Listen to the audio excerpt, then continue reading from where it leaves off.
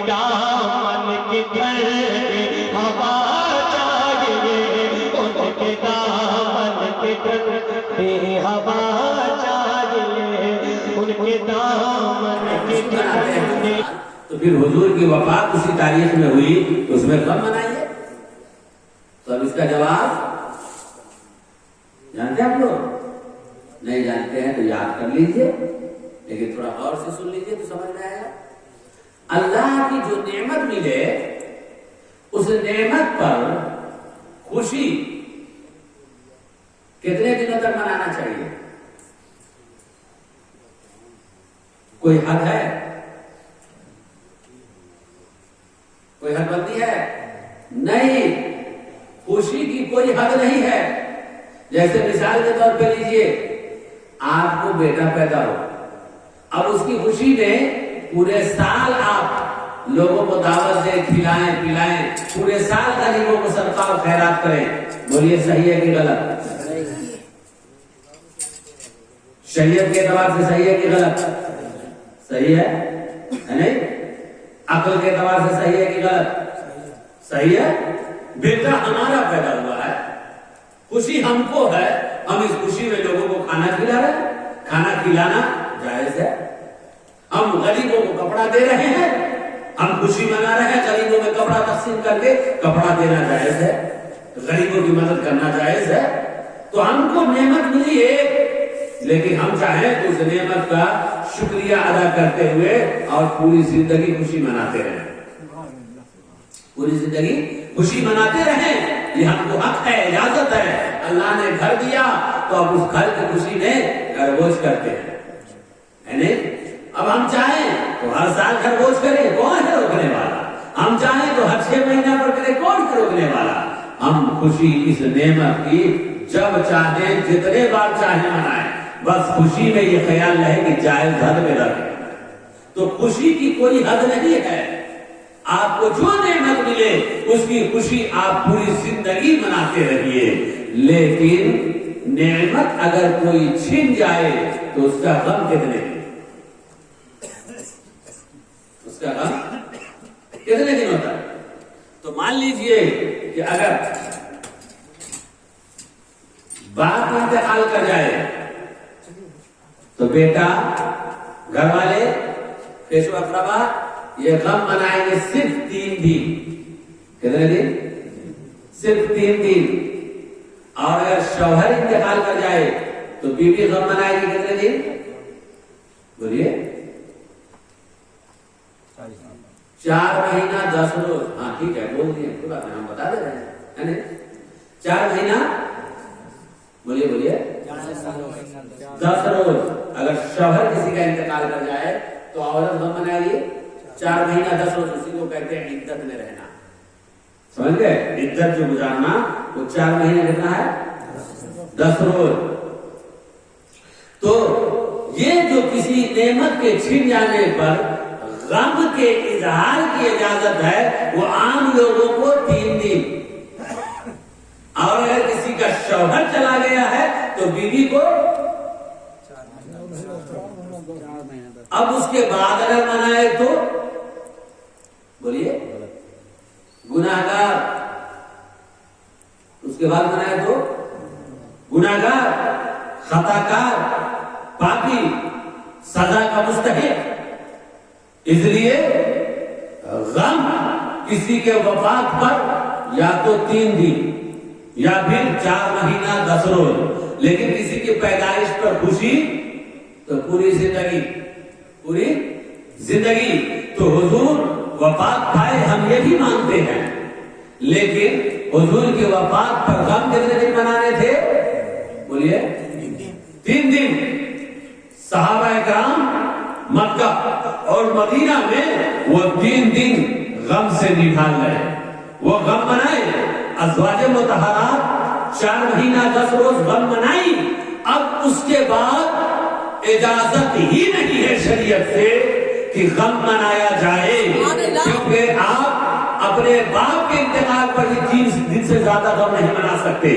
کوئی عورت اپنے شوہر کے انتقال پر بھی 4 مہینہ 10 روز سے زیادہ غم کر کبھی بھی زندگی میں نہیں منا سکتی. تو وفات حضور کی جو ہوئی اس وقت میں غم جو صحابہ موجود تھے وہ 3 روز منا لیے. جو ازواج مطہرات تھی وہ 4 مہینہ 10 روز منا لی. اب اس کے بعد پابندی لگ گئی، خبردار مصطفیٰ جان رحمت کے وفات پر کوئی غم نہ منائے. لیکن حضور کی پیدائش ہوئی، حضور آئے تو اللہ تعالیٰ نے کہا قل بفضل اللہ وبرحمتہ فبذلک فلیفرحوا. اے محبوب آپ لوگوں سے کہہ دیجئے کہ اللہ کے فضل اور اس کی رحمت پر خوشیاں منائے. مولا کب تک منائے؟ کہا اس وقت تک مناؤ جب تک کہ تم زندہ رہو. اب یہی سے بات سمجھ میں آ گئی کہ مصطفیٰ جان رحمت کی پیدائش کی پیدائش پر جو ہمیں نعمت ملی ہے اس نعمت کی خوشی جتنے دنوں تک چاہے ہم منا سکتے ہیں، شریعت سے منع ہی نہیں ہے. اسی وجہ سے عاشقان مصطفیٰ نبی کا میلاد مناتے ہیں، وفات نہیں مناتے ہیں.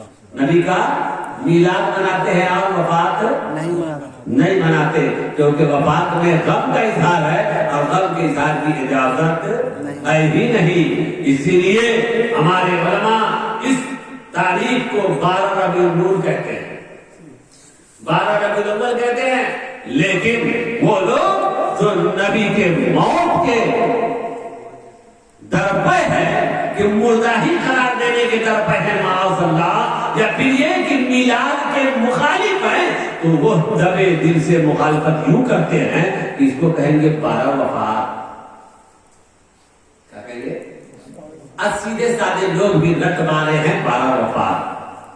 وہ 12 وفات نام دینے میں حکمت یہی ہے کہ تاکہ وہ 12 ربیع الاول جو یوم میلاد ہے وہ یوم میلاد ختم ہو جائے اور وفات سے لوگ یاد کریں. سمجھ رہے ہیں؟ تو یہ حضور صلی اللہ تعالی علیہ وسلم کا یوم میلاد ہے. حضور صلی اللہ تعالی علیہ وسلم کی دنیا میں جب تشریف آوری ہوئی تو اس وقت کی حالت کیا تھی؟ اس وقت کی حالت بڑی خستہ تھی.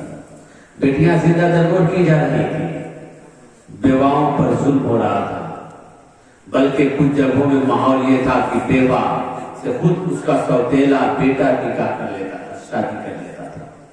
یہ حالت تھی. ساتھ ہی ساتھ جہالت کا یہ عالم تھا کہ خانہ کعبہ کا طواف ننگے کرتے، خانہ کعبہ کا طواف ننگے کرتے تھے. طواف کے بعد گھر میں پچھواڑے سے گھستے تھے کہ آگے سے جانے سے گناہ ہوگا. یہ اس طرح سے ان کے اندر جہالتیں تھی کہ عورتوں کی کوئی عزت اور قدر نہ تھی. عورتیں اگر نہر میں اور پوکھر میں نہانے جاتی تو ان کے کپڑے کو لے کر کے بھاگ جاتے اور انہیں ننگا گلیوں میں گھماتے اور لوگ فخر سے ہنستے. ایسے ہی لوگ نوجوان عورتوں کے جسم کا تذکرہ برسر عام کرتے، لوگ لطف اندوز ہوتے. یہ حالت تھی مکہ کی، اور دنیا کی بھی حالت کچھ اچھی نہ تھی. ایسے لوگ ماحول میں کچھ اچھے لوگ بھی تھے جو ظلم دیکھ کر کے سرد آہ بھرتے تھے، جو بے حیائی دیکھ کر سرد آہ بھرتے اور عرض کرتے مولا کی بارگاہ میں، مولا وہ تیرا نبی کب آئے گا جس کی بشارت تمام انبیاء کرام نے دی ہے. مولا ظلم کی انتہا ہو رہی ہے، باپوں کو ذلیل کیا جا رہا ہے، ماؤں کو ذلیل کیا جا رہا ہے، بیٹیوں کو زندہ درگور کیا جا رہا ہے، عورتوں کو رسوا کیا جا رہا ہے، انسانی قدریں پامال ہو رہی ہیں، ظلم عام ہو رہا ہے. مولا وہ تیرا نبی کب آئے گا؟ بھیج دے مولا. یہ سسکتی ہوئی بچیاں آہیں بھر رہی تھی. اللہ نے ان کی آہیں اور ان کی صدائیں قبول فرمائی اور 12 ربیع الاول کو 571 عیسوی 20 اپریل کو صبح صادق کے وقت اپنے محبوب حضور احمد مصطفیٰ روحی فدا محمد مصطفیٰ صلی اللہ تعالی علیہ وسلم کو آمنہ کے شکم سے عبد المطلب کے گھر میں پیدا فرمایا. جب حضور صلی اللہ تعالی علیہ وسلم آئے تو عرش پہ ندا کر دی گئی کہ فرشتوں اچھے لباس پہن لو، فرشتوں خوشیاں مناؤ اور میرے محبوب کی بارگاہ میں حاضری دو. میرا محبوب دنیا میں جلوہ گر ہو چکا ہے. سب سے پہلے حضور کی آمد پر حاضری دینے کا جو سلسلہ شروع ہوا تو فرشتے آنا شروع ہوئے، فرشتے کی جماعت آ رہی ہے، حضور کی بارگاہ میں صلاۃ والسلام پیش کر رہی ہے اور رخصت ہو رہی ہے. اسی درمیان آواز پہنچتی ہے عبد المطلب کے کان تک، جو عبد المطلب خانہ کعبہ کے پاس موجود ہیں۔ جا کر کے کہنے والا کہتا ہے، اے عبد المطلب، تم کو پوتا پیدا ہوا ہے، تمہاری بہو جو بیوہ آمنہ ہے اس کے شکم سے تیرا ایک پوتا پیدا ہوا ہے۔ عبد المطلب وہاں سے دوڑتے ہیں کہ چلے اپنے پوتے کو دیکھ لے، لیکن جیسے ہی وہ گیٹ پر پہنچتے ہیں تو شخص نمودار ہوتا ہے تلوار لے کر۔ کہا خبردار ہٹ جا، ابھی آ نہیں سکتا۔ کہا کیوں نہیں آ سکتے ہیں؟ ہمارا پوتا ہے، ہم کیوں نہیں جا سکتے ہیں؟ ہمارا گھر ہے، ہم کیوں نہیں جا سکتے ہیں؟ کہا ابھی اجازت نہیں ہے، ابھی فرشتوں کی حاضری چل رہی ہے، جب تک کہ فرشتے حاضری نہیں دے لیں گے کسی انسان کو حاضری دینے کی اجازت نہیں ہوگی۔ فرشتوں نے بارگاہ مصطفیٰ میں سلام پیش کیا، اس کے بعد پھر عبد المطلب گئے۔ عبد المطلب نے اپنے پوتے کو دیکھا اور چہرے کو دیکھا، تو چہرے کو دیکھنے کے بعد حضرت عبد المطلب بے چین اور بے قرار ہو گئے۔ حضور صلی اللہ تعالی علیہ وسلم کے حسن و جمال کو دیکھا، اس کے بعد حضور کا نام محمد رکھا۔ عبد المطلب نے جب محمد نام رکھا تو مکہ کے لوگوں نے پوچھا کہ عبد المطلب تو نے اپنے پوتے کا نام محمد کیوں رکھا؟ اور بھی نام تھے لیکن محمد نام کیوں رکھا ہے تم نے؟ تو عبد المطلب نے کہا کہ لوگوں، تم اہل عرب ہو، عربی سے تم واقف ہو، محمد کا معنی کیا ہوتا ہے؟ محمد کا معنی ہوتا ہے وہ ذات جس کی ہر آن تعریف کی جائے۔ میں نے اپنے پوتے کا نام محمد اس لیے رکھا ہے تاکہ اس کی دنیا میں بھی ہر آن تعریف ہوتی رہے اور اس کی آخرت میں بھی ہر آن تعریف ہوتی رہے۔ مصطفیٰ جان رحمت کا نام محمد رکھا گیا جناب والا، اس لیے حضور کا نام ہی بتا رہا ہے کہ یہ وہ ذات ہے جس ذات کی ہر وقت نئی نئی تعریفیں ہوتی ہیں۔ انسان الگ تعریف کرتا ہے، شجر و حجر الگ تعریف کرتا ہے، پیڑ پودے الگ تعریف کرتے ہیں، اور پھر میدان محشر میں جب ہوں گے تو اولین آخرین سب حضور کی تعریف کریں گے، وہاں ایک حضور کی تعریف میں لگے ہوئے ہوں گے۔ یہ کیوں؟ اس لیے کہ ان کا نام ہی محمد ہے۔ محمد کہتے ہی اس ذات کو ہے جس کی ہر آن تعریف کی جائے۔ تو مصطفیٰ جان رحمت صلی اللہ علیہ وسلم کا نام محمد رکھا۔ اس کے بعد عرب کے رواج کے مطابق اور عرب کے طریقے کے مطابق کہ وہاں عرب کا کلچر یہ تھا کہ جو مکہ کے اندر لوگ ہوتے وہ اپنے بچوں کو دیہاتوں میں بھیج دیا کرتے تھے، کیونکہ وہاں کی آب و ہوا ایسی نہ تھی کہ جس میں بچے پرورش پا سکیں، اس لیے بیمار پڑ جاتے تھے، لہذا بڑے بڑے لوگ اپنے بچوں کو دیہات میں بھیج دیا کرتے تھے۔ دیہات کی غریب عورتیں اب بچے مکہ سے آ کر لے جاتی اور پھر 2 سال خدمت کر کے لاتی تو ان کے گھر والے ان کو انعام و اکرام دیتے تھے۔ اسی طریقے سے قبیلہ سعد سے بھی اور خاتون کے ساتھ ساتھ حلیمہ سعدیہ بھی آئی، اور آنے کے بعد یہاں امیروں کے بچوں کو تلاشنا شروع کیا لیکن کوئی نہ ملا۔ آخر میں خبر ملی کہ بس ایک بچہ بچا ہے، اگر چاہو تو وہ لے لو ورنہ خالی لوٹنا ہوگا۔ کہا وہ عبد المطلب کا پوتا ہے۔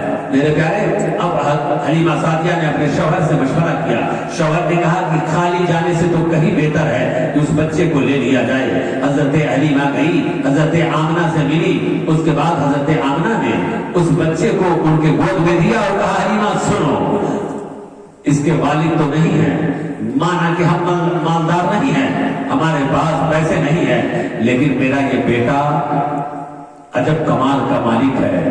میرے بیٹے کہ آج تک یہ چند روز رہنے پر جو ہم نے کمالات اور جو اثرات دیکھے ہیں اس سے پتہ چلتا ہے حلیمہ اگر تو اسے گود لے جائے گی اور تو اپنے پاس رکھے گی تو برکتوں سے مالا مال ہو جائے گی۔ حضرت آمنہ نے کہا اور اس کے بعد ان کے سپرد کر دیا۔ حضرت حلیمہ حضور صلی اللہ تعالی علیہ وسلم کو لے کر کے چلی۔ آپ یہ واقعہ سن چکے ہوں گے کہ آنے کے وقت میں ان کی اونٹنی پیچھے سب سے پیچھے تھی، لاغر ہونے کی وجہ سے اور کمزور ہونے کی وجہ سے، لیکن جب جانے کی باری آئی تو جانے میں ان کی اونٹنی سب سے آگے چل رہی ہے۔